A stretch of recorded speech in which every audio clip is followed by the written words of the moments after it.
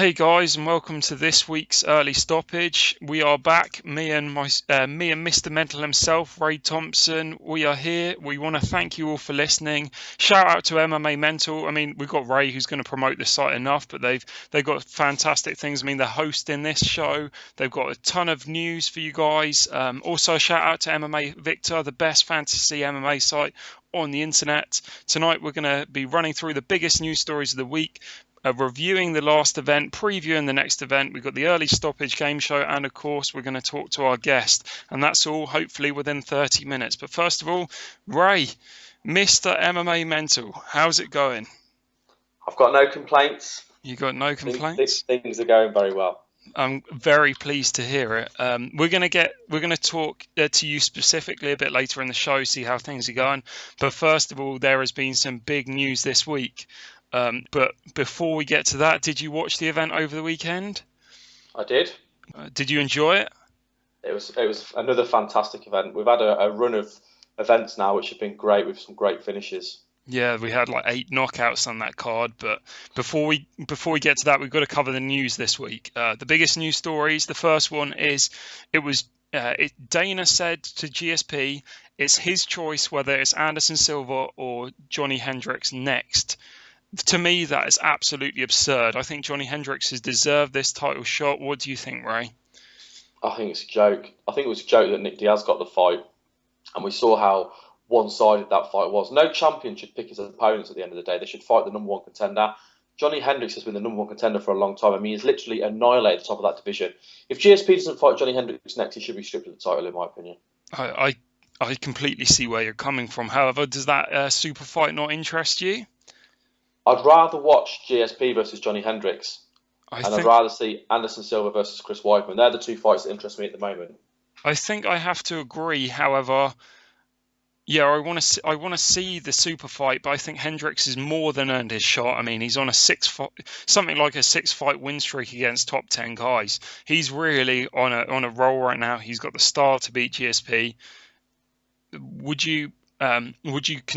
you say? What would you be thinking if GSP did decline that fight? Would you think it was do you think he'd be missing it? Do you think he'd be skipping it deliberately? What do you reckon? I think I would definitely see the shout for him ducking the fight. I mean, Hendricks seems to be the exact style fighter you need to beat GSP. You need to be able to counteract his wrestling. You need to be able to stop him from getting you the takedown. You need to have the power to knock him out. That's exactly what Hendricks does. He can stop the wrestling because he's got such a good wrestling base, and there's no one in that division who's got one punch power like he has. There's not one person in that division that hits as hard as Johnny Hendricks. I have to agree. I can't even think of any solid welterweight weight cutters like your Gleason T-Bows, like your Brock Lesnar or Shane Cohen in that division. He doesn't even cut that much weight, but Johnny Hendricks is an absolute tank. The second biggest news story of the week was the referee, Josh Rosenthal. He's going to go to prison for up to 10 years for manufacturing and distributing marijuana. To me, this is absolutely absurd. His fall from grace from the Brock Lesnar-Shane Carwin fight, where he hashtag believed that Brock Lesnar was going to win that fight, and then Herb Dean in the Kane fight. Herb Dean didn't give Brock a chance, but Josh Rosenthal knew he was going to come back. What's your opinion on the Josh Rosenthal marijuana situation? I'll be honest with you, I haven't really followed it. I don't really pay too much attention to it. Obviously, if he's doing something that's illegal, then he knows it's illegal. He knows that it's wrong, so he's got to face the punishment for his crime, hasn't he? That's my kind of view. That's my kind of view on all crimes, to be honest with you. Yeah, I think it's just weird that he even waited for his reffing license to expire. I think he knew it was coming. It's a weird situation, and yeah, I think it's probably best to avoid it and just say he was doing something wrong and he's going to pay for it. Of course, this week another piece of news is this week it is whereas Chael Sonnen versus John Jones. That is an absolutely fantastic card. We got Bisping and things. What fight are you most looking forward to on it? I've just been on the conference call actually for that event. I'm a big Bisping fan. I think you've obviously known me for a long time. You know that I'm a big Bisping fan. So I'm definitely looking forward to that fight. Let me just have a quick rundown of the fights now. I've got them here in front of me. I'm looking forward to Nelson Congo as well. I love watching Roy Nelson fight. I love seeing Jim Miller as well. And also, Rustam Kabilov had a really impressive debut. I'm looking forward to seeing how his second fight looks. And Perez and Bedford as well. They've both looked awesome. I think it's a really, really good card, to be honest with you. Perez is injured. That's another piece. That's not the biggest news of the week, but that is news. I Since heard when? Perez is out. Johnny Bedford is now fighting Brian Caraway, as far as I'm aware. Oh, what a shocker. That's the first I've heard. This is breaking news for me. Are you serious? It's not breaking news. It's about, I don't know, maybe an hour ago, so probably whilst you're on the conference call. Oh, that's tragic. I was so looking forward to that fight. Yeah, it was. Eric Perez is a very interesting character. I mean, he's big in Mexico. I too am gutted for that, but Caraway's in, so that's what's going to happen. You of course listened to the press conference. You must have heard Sonnen and Jones. Sonnen's got this new personality. Jones has got his same old jerk personality. Who do you think will win? It's very hard not to pick Jones to win. I mean, I'd love to see Sonnen push Jones and give him a run for his money, but Jones is on another level, isn't he? Really? Yeah, he's looked fantastic. He doesn't seem like he's got any weaknesses. Is there any highlights from the press conference that you heard earlier? Yeah, Michael Bisping and Alan Boucher was quite funny. Bisping said to Boucher that if you beat me, this would be your biggest win. No one gives a fuck about Alan Boucher. Your career is pathetic. So that Bisping, I think Bisping was probably the most amusing character on the conference call. Chael Sonnen was very different. He was very complimentary of everybody. He complimented Bisping. He spoke of John Jones as a legend. He says, John Jones talks about Muhammad Ali and Mike Tyson. Let me tell you, John Jones could beat both of those guys on the same day. That's what he said. So he seems to be a different approach for this one. Instead of being the Mr. Nasty and I'm going to whoop you, he's being all respectful. And Jones is basically the next. He's a legend. Basically, that's his approach. That's what he was doing. It's very different. Yeah, he has put on this new persona. I think he's enjoying being the underdog. He doesn't have to hype this fight. He's not walking in as the alpha male. He's walking in as he said himself, the number 2 in the division below, and it's made it very interesting. I know personally that Chael Sonnen is the guest you want on your show, and so maybe we should talk about your podcast. I mean, first of all, have you heard anything from Chael Sonnen? I know that once there was back a time when you almost scored an interview with him. How's things going with your podcast? I've never scored an interview with Chael Sonnen. I don't think he likes us, to be honest with you, because he doesn't let me follow him anymore. I don't know why. So, but it is what it is. But yeah, podcast going well. Last week we spoke to Frank Trigg. Which was good because obviously he's been around the game for a long time. And we spoke to Zach Cummings. He gave us a good insight to the comings and goings in the UFC house. He told us something interesting actually. He told us that the reason that Chael Sonnen didn't pick Zach Cummings for the wildcard slot was because he felt that Kevin Casey hadn't had a good showing. Wanted to give him another chance to prove himself on the show, which I thought was a little bit of BS. This week we've lined up Bubba McDaniel, so that should be interesting. We're speaking to a Pride Fighting Championship legend also on Wednesday, Enson Inoue. That's an old throwback. He was obviously one of the leading guys in his day. And I'm also in talks with Michael McDonald's agent. And as soon as they're ready, I'm getting the next interview with Mayday, but they're waiting for him to have some breaking news. I think he's going to having a fight announced, and I'm going to do the first interview with him. I guess you're not going to say anything, but do you think it might be Uriah Faber? I reckon it might be Brad Pickett. That's another good fight, yeah, but there's no British cards and no British events or anything confirmed, as far as I'm aware, anyway. There's rumours of them being one in October in Manchester. Okay, that's 4 months away as well. That's inside information, that is. Okay, well, I won't say anything, but it's already out there. Don't tell anyone. It's on the YouTube verse. It would be universe, but it's not quite there. But apparently, there's some information for you guys. Potentially October. That should be a good event, especially if there's even talks of Brad Pickett McDonald coming up. That'd be nice. So you've spoken. I know that you've spoken to Brad Pickett. I mean, as you said, you might be scoring Michael McDonald. You've spoken to a hell of a lot of people over the last. It's been about a year and 2 months now, hasn't it? Yeah, 14 months. Yeah. Yeah. Who's been your favourite interview?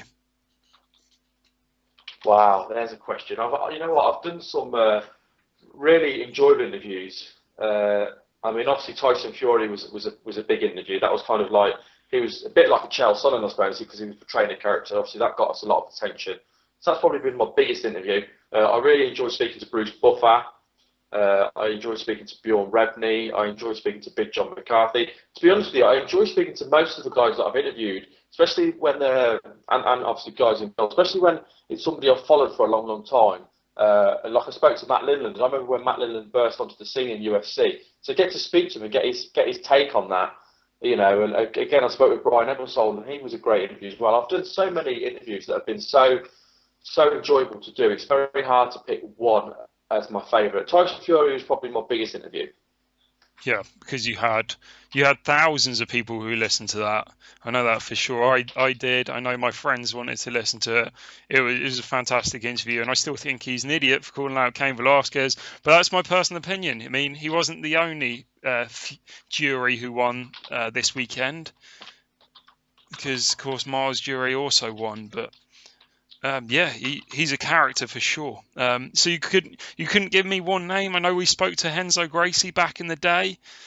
Yeah, that was a good one. And Chris Lieben. I remember speaking to Chris Lieben. That was a good one as well, wasn't it? So you honestly couldn't narrow it down to one? If I had to pick one, if you put me on the spot, if I had to pick one, I'd go with Bruce Buffer. Was a good interview. Bruce Buffer, and he gave you the signature. It's time for the MMA Mental podcast. It kicks off the show. Yeah, he didn't say it's time because he's not allowed to say it's when it's trademark. But he said, "This is Bruce Buffer, the voice of the Octagon, and you're listening to MMA Mental," which is pretty unique. Yeah, so I heard that. I had heard that rumor before that he'd actually, somebody even put it on a photo or something, and he got one copyright against it. He's got something personal on that. It clearly must be the UFC specifically bought that from him. No, he went into business. He spoke about this on the interview. He went into business with his brother. So let's get ready to rumble as trademarked. That's obviously what his brother said. It's times trademarked, and there was another one as well that he trademarked. Another one of his famous quotes. That's crazy how you can copyright just some words, but if you can do it, if you can afford to do it, why not? I guess we should move on to. Well, it's certainly enough money, hasn't it? Yeah. I guess, yeah. Sorry, Bob. Yeah, that's cool. We should probably move on to the review of this weekend's event because, as we said earlier, it was absolutely fantastic. 8 knockouts. The main event was, of course, Benson Henderson versus Gilbert Melendez. I guess the big question is, how did you score it? I think the fight was razor thin. I thought Melendez just edged it, but I couldn't. On rounds, I can't remember which rounds I went. But I'm glad I wasn't a judge, to be honest with you. If the decision had gone the other way, I wouldn't have been outraged. And with Benson getting the decision, I also wasn't outraged. But it was very close. I can certainly see a shout for them to have another fight. Not straight away, but in the future. I think you're right. I scored it myself for Benson, maybe because I had money on it. But either way, this was another level of fight. I don't think any man in the division could have kept that pace up for 25 minutes like those two did. It showed the future of MMA, that takedowns mean nothing, submissions are going to mean nothing. It's going to be two guys putting on a pace, dropping bombs on each other, and it's just going to be a war. Did you enjoy the fight? Nobody booed throughout the entire crowd until the end. Did you enjoy it? Yeah, I think they booed the decision, didn't they? Yeah, it was a great fight. Overall, it was a great card, minus a couple of fights. To be fair, I thought it was a fantastic event. Yeah, I can't even remember which fights were boring. Was there any? I didn't enjoy Francis Carmont and Lorenz Larkin personally. Yeah, and I didn't think Cormier Mur was as good as what I was hoping it was going to be. I think that's what I predicted of the two. Cormier didn't need to get a takedown. He didn't need to stand with him. He could just he could wall and stall, and Mir had no answer for it. But did you think that did you think Cormier was stronger than you thought he was for what his size is? No, because I watched his fight against Josh Barnett. And anyone that can pick up Josh Barnett and dump him on his head is strong, because Josh Barnett's world class. That is true, but Frank Mir had nothing. He couldn't. I don't think he reversed one of those grapples, and he came in. He looked like he was on TRT or something. He came in as big as we've ever seen him. Yeah, but Daniel Cormier is a different level of strength with his wrestling. We've seen that in the past. That's why a lot of people want to see him drop to 205, and I think he'll give Jones a good run for his money, just because he is that. I mean, what he did to Josh Barnett. I mean, I've never ever seen anyone pick up a man that size and throw him on his head like he did to Josh Barnett. And if you could do that to Josh Barnett, holding Frank Mir up against the fence is a piece of cake, to be fair. Yes, I think you're right, except for the fact Frank Mir was able to do it to Krokop and Nelson. But you've said some words, and I can't not miss the opportunity to say it. You don't think you'd ever see anyone drop Josh Barnett on the head? Do you ever think you'd ever see anybody finish Diaz, brother? No, I didn't. What did you think of that fight, not. Josh Thompson versus Nate Diaz? Oh, it was strange because I mean, Josh Thompson at the start of the fight, it reminded me of the Condit Nick Diaz fight, because Josh Thompson was throwing the kicks and running, like not running away but backing away, mainly the leg kicks, of course, and Diaz was doing his, sticking his fingers up and trying to rile him, and Thompson weren't biting. And then he threw a head kick, and Diaz took it, but he just carried on walking, which we've seen Diaz do before. But then when he threw that head kick that finished him, it was just phenomenal. But I think what surprised me the most was not the fact, it was surprising that Thompson got the finish, not because of not because of anything to do with Thompson, just because of how good Diaz is. But I was really shocked to see a towel get thrown in from Diaz's corner. That to me was a highlight of the night. I remember jumping out my seat saying, this guy's an animal. What I was saying on the podcast last week was Nate Diaz was saying how Melendez was the best 155er in the world. By his own logic, then, Josh Thompson coming in and pretty much drawing with him 3 times, does that not mean Josh Thompson is on the same level as Melendez? And I just think Nate Diaz sealed his own fate, really. Were you surprised at all that the towel threw in from the Cesar Gracie boys? Absolutely. I was really surprised, yeah. Very surprised. I would love to have seen what would have happened, the controversy after the towel. Nate Diaz would probably be, I'm going to say he would probably be pissed if he knew that his own corner didn't believe in him. To be fair, the ref was going to stop the fight anyway. The ref didn't even see the towel, I don't think. No, well, it's Mike Belcher and his moustache is back, and I don't think he saw it either. Normally we come to this part of the show and we talk about one prelim. However, I don't think personally I could talk about one prelim. There was 3 guys who all did the same thing, and that was blew us away with their striking. They didn't even need to wrestle. What did you think of those alpha male boys? To be honest with you, the alpha male boys were absolutely stunning. All of them were amazing, and they've gone, especially Chad Mendes. He's gone from being this lay and pray wrestler, which I think he was like that for quite a while, to this explosive striker. I mean, he's now knocked out his last 3 opponents. Now, admittedly, the 2 previous weren't that great, but Darren Elkins has gone a very, very good run, and Darren Elkins has looked good, and he beat him in just over a minute, and it was just amazing. TJ Dillashaw. I mean, I had him to beat Hugo Viana because TJ Dillashaw's looked good, but I didn't think he'd beat him like that and so impressively. And who was the 3rd alpha male boy? Joseph Benavidez.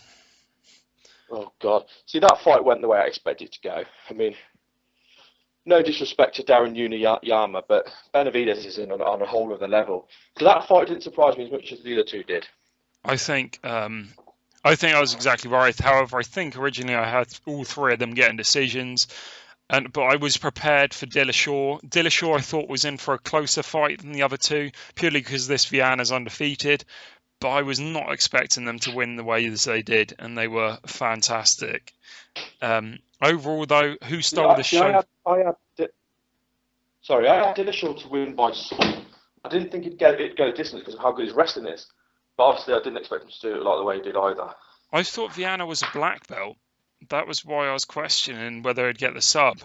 It's the wrestling, though, isn't it? The problem is with anyone that comes and fights these American guys, a lot of the time they can't cope with the wrestling. And Dillashaw is a very, very good wrestler. Yeah, that is true. But the craziest thing about that is that Viana had mostly won by decisions up to his career. Then he finally got his first knockout, and we finally got to see some power when he dropped down to 135. I did not expect Dillashaw to be able to put him away like the way he did. No, I didn't expect him to put him away quite as quickly as he did, but I did expect him to put him away. But not in that fashion. Yeah, I think everybody was blown away by that fight. We are now going to move on, if it's okay with you, unless there's anything major you want to discuss. We will move on to the game show. Is that all right with you, Ray? You did just say one thing. You wanted me to ask. You asked me which one impressed me the most. Yes. Oh, I didn't yeah, I get to missed answer that one. bit. Go for it. Matt Brown impressed me the most. I have to agree. I completely forgot that we do the who stole the show moment.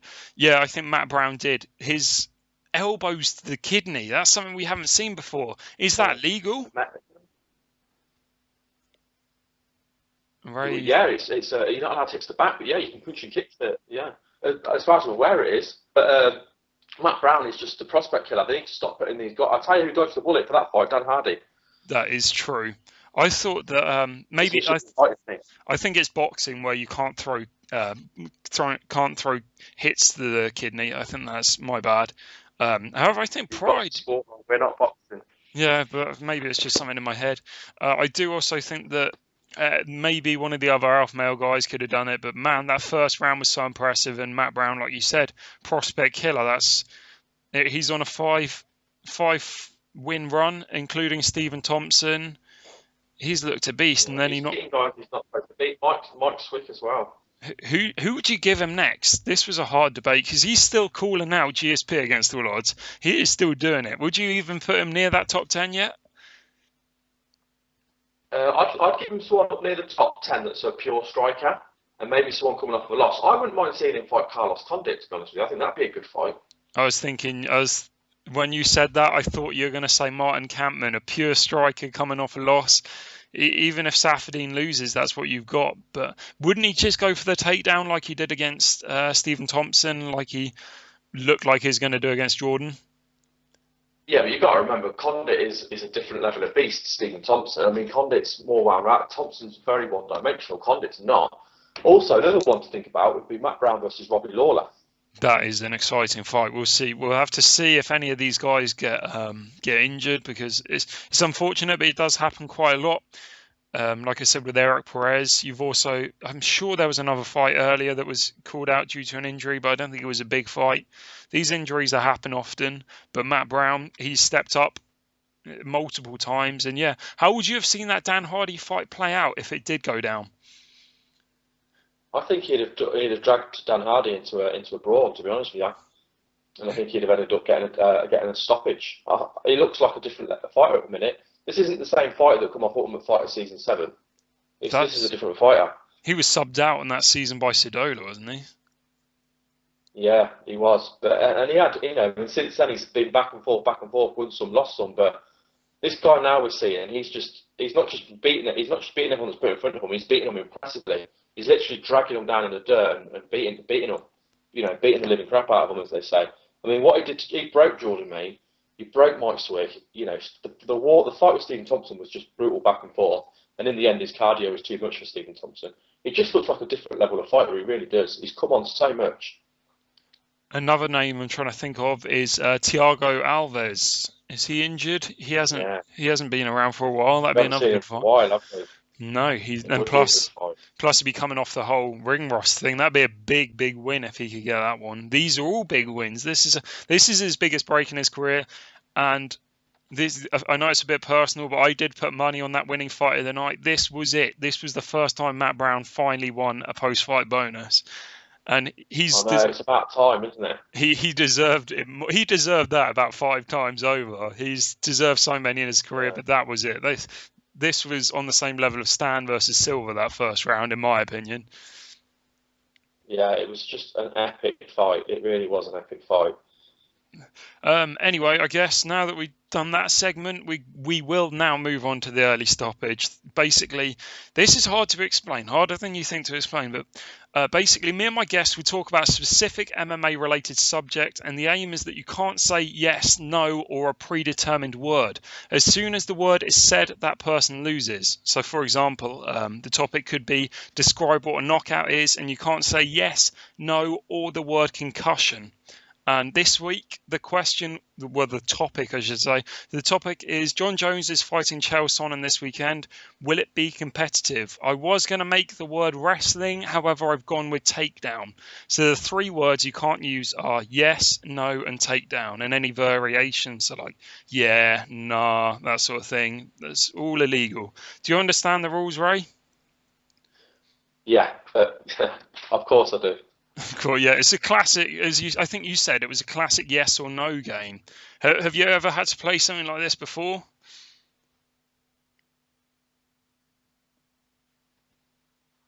Right, are you there? Yeah, can you hear me? Yeah, sorry, you just dropped out there. I couldn't hear you at all. Sorry. I have played this game like this before. Good. Well, it's hard because you probably haven't played it in a while, unless you've been practicing throughout the week, of course. But yeah, if you're ready to go, I guess I'll kick things off. We're going to go for. I think we got time for the whole 5 minutes. If you want to give it a go, you ready?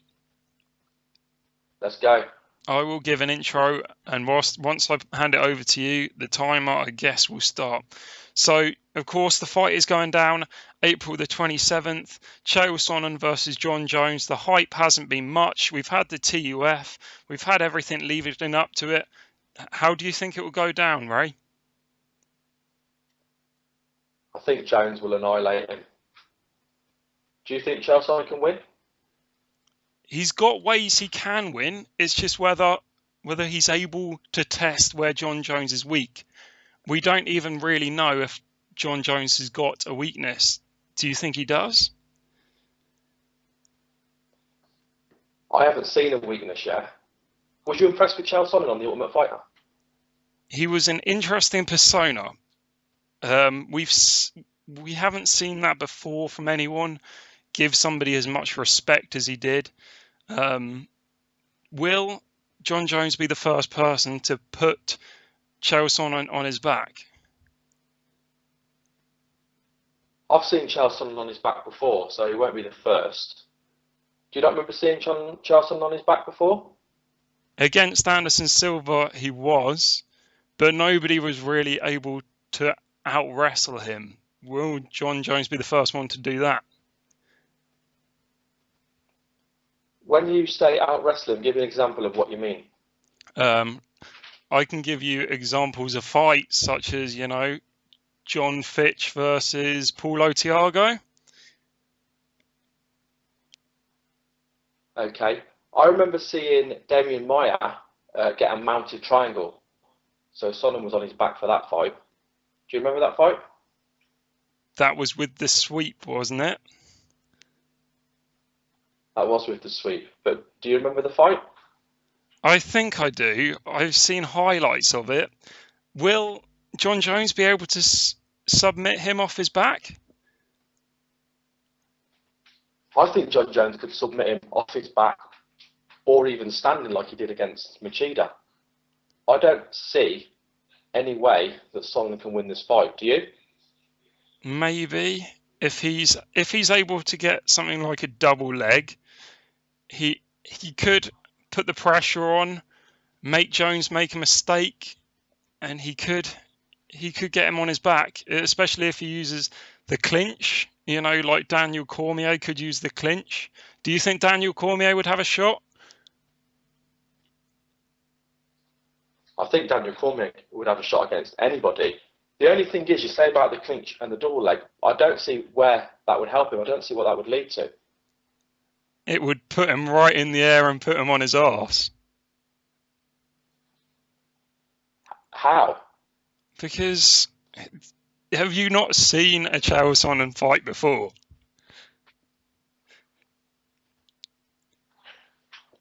I might have seen one or two of his fights. Okay, I see where you're coming from. What about, is there any other fights on the card you're looking forward to? Well, you've got James Head and Steven Seiler, and I'm huge fans of both of them. Who do you have winning I didn't know those? they were fighting each other.